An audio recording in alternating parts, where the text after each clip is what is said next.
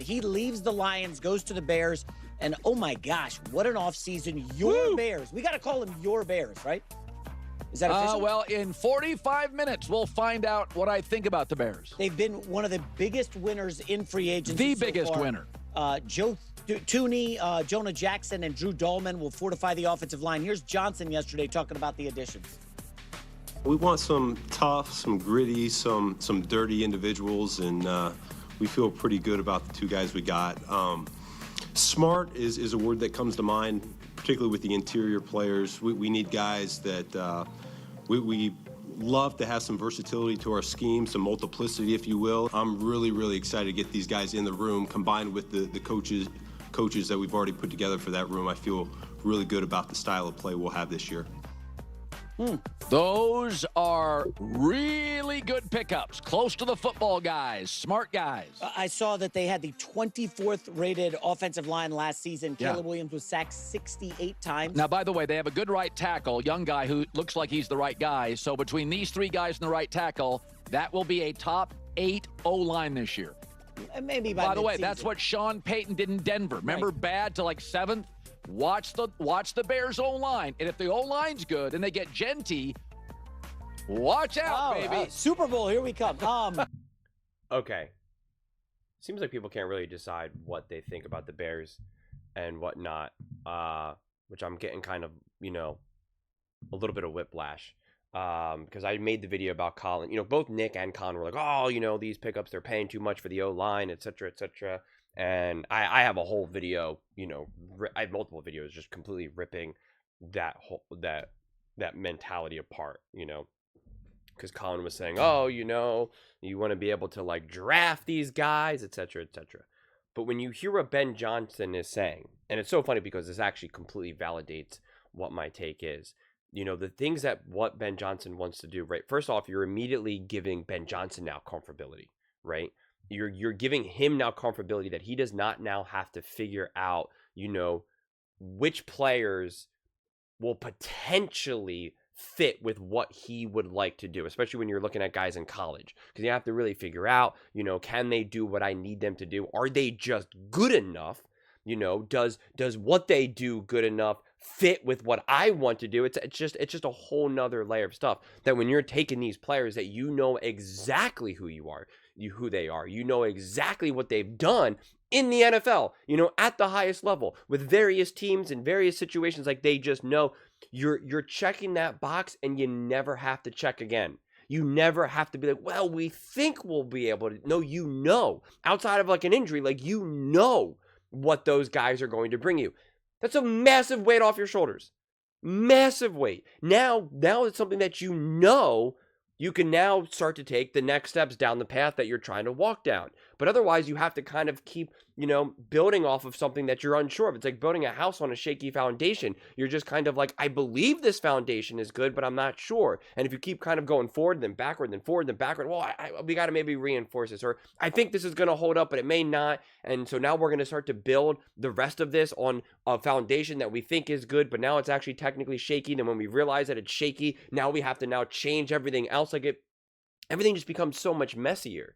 And so I never understood why there was kind of, pushback, weirdly enough. And especially from Colin or Nick, right? Like I can't grasp it. I could never grasp it. And just the fact what Ben Johnson said, I'm just like, yes, like exactly. See, me and Ben Johnson see eye to eye. But Ben Johnson, call me, bro. Let's hang out. But it just makes so much obvious sense. Just like we always talk about how you want the job of a coach is to make his quarterback comfortable, make their life easier, more simplified, really for any player, but especially if you're an offensive coach and you're a quarterback, right? Like, or an offensive coordinator, like that is a job. And, it's a two-way street, the GM, whoever's going to be officially in charge of saying, yes, we're going to get this guy or that guy. Like, the goal is to also make your head coach comfortable, especially your first year head coach. You want everyone to feel comfortable, confident, take the easy layups because there's going to be other things that are going to be harder that you're going to have to figure out where, yeah, and then that's where like the Ben Johnsons, the Andy Reeds, the et cetera, like these higher level coaches are going to earn the money that you're really paying them for. But take care of all the other easy stuff first, right? Someone like a Phil Jackson, he earns his money by being able to maximize, a Kobe Bryant, Michael Jordan, a Shaq, etc., etc. He doesn't earn his money by trying to figure out what can we do to build this team. How can I make this player into a Kobe-like player? Like that's not what it is. So again, these great coaches, these coaches who you think are going to be great and are just starting off on their head coaching journey, make things easier for them.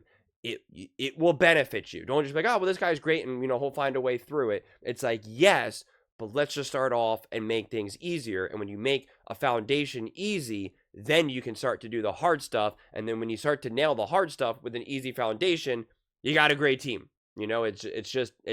It really becomes kind of stupid easy in that regard. So, it's just, but again, 1 minute Colin saying this, the next minute Colin saying that. You got Nick, like it's like the conversations around the Chicago Bears have been, continue to be really fascinating. Honestly, in a lot of ways, for the last, I guess since like last offseason, the Chicago Bears have been such a fascinating team to kind of unpack because obviously we had so much momentum and hype around like the potential of drafting Caleb, and it was like, well, should they stick with Justin Fields? What do they do? And like that was like legitimate back and forth for whatever reason. Like it was like a legitimate conversation. Then obviously they get Caleb, and now everyone feels so high on Caleb and what they're going to be able to do. And then of course the season did not unfold how a lot of people thought that it would, or that they thought that it should have, which then again continued to still spark really interesting conversations, quite frankly. And I think you learned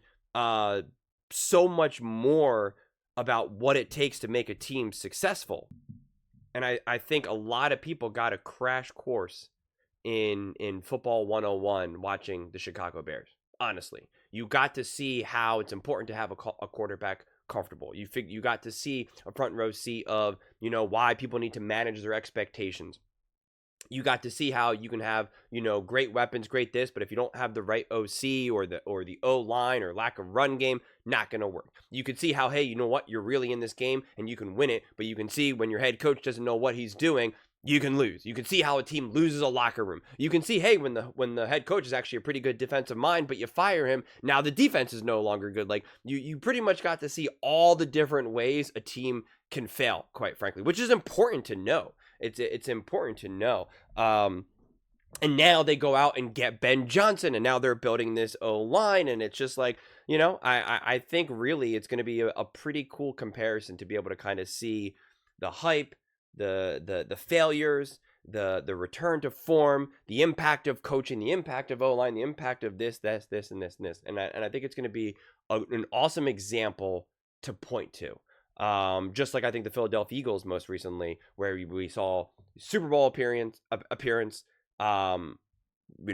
objectively a collapse, a bad season in 23, get new coaches, get a handful of new players, win the Super Bowl. Like you can just point to concrete moves. You can point to coaching as clear as day, how it impacted and changed, and how when you have a Fangio, you can say, give me a Zach Bond, whatever it may be. You can take a rookie and make him have a pick six in the Super Bowl, right? Like you can point to concrete things, and you can point to how when you compare it to 23, this is completely different. You can see the high, the low, the high.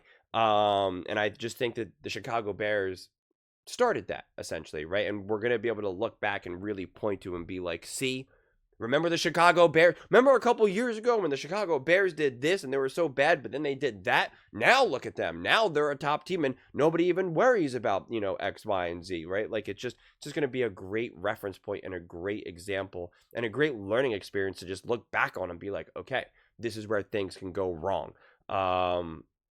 Because I'm a firm believer in trying to figure out where things can go wrong, even if everything is seemingly going right. I do that when I evaluate teams all the time. When I'm looking at a team winning, last season when I'm watching the Eagles win a lot, the Chiefs win a lot, the Bills, all the top teams essentially.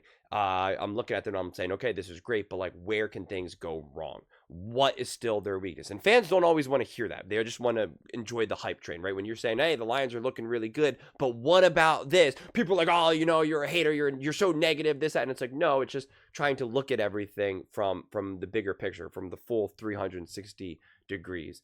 And I just think that, again, people fail to also do that with the Bears. But on the flip side, everything seemed so negative. And if you ever tried to say anything positive about them or any silver lining, it was just like, oh, this is hopium, right? Like, you're just trying to cope so bad. This team is a disaster. Caleb is a disaster, et cetera, et cetera, et cetera. And it's like, no, you have to try to look beyond everything. When you unpack everything as deeply as you can, you're just going to get closer to the truth. Sometimes you can fool yourself, but you're just going to get closer to the truth. And I just really love what they're doing here. And that's why, like, it didn't make sense when we were going to try to continue to zoom in a way where it's like, okay, they're doing the right things, but I don't like how they're doing them, because it would have been better if they were able to do it in the draft. And now that they're not doing it in the draft, it shows that they don't really have the confidence in their GM or this, that. And it's just like, we're having the wrong conversation in this moment of time. If that ends up being true, then we can have that conversation a year or two from now. But this is where you now zooming in does kind of, do the opposite of what I just said, where it's like, now you're getting further from the truth, because you're actually kind of not zooming in enough, where you have to realize you have a second-year starter and a quarterback who's supposed to be like the next big thing, but, was not supported enough. You now have a first-year head coach who's now, it's his first time, and he's now dealing with a second-year starter who was not supported enough in the year before. Like, you have to do some of these things. It's actually the right move, even if you think zooming in, it's actually the wrong move. So, I don't know. Off seasons are always fun to get kind of lost in the weeds. Honestly, I get more enjoyment really actually digging into all this stuff way more than trying to predict who are the Lions going to draft, who are the Bears going to draft, this, that, and the third. So, but those are just my thoughts. I'd absolutely love to hear yours. What do you guys all think about the Chicago Bears and what they're doing, and kind of how this fits into what Ben Johnson wants to be able to do? I just think it's also awesome. The last thing I'll say is, right, like, just the fact that he gets to say, this makes me feel really good, about our style of play. Like, he knows what he wants to do offensively. There's actually going to be a legitimate offensive identity for the Chicago Bears, arguably for the first time, and I couldn't even put a timeline on it, time frame on it. Let me know your thoughts in the comments below. I read every single comment, so whether you agree with me or disagree with me, either way, let's get in some discussions, let's get in some fights, but ultimately, let's just have some fun. And please do consider subscribing.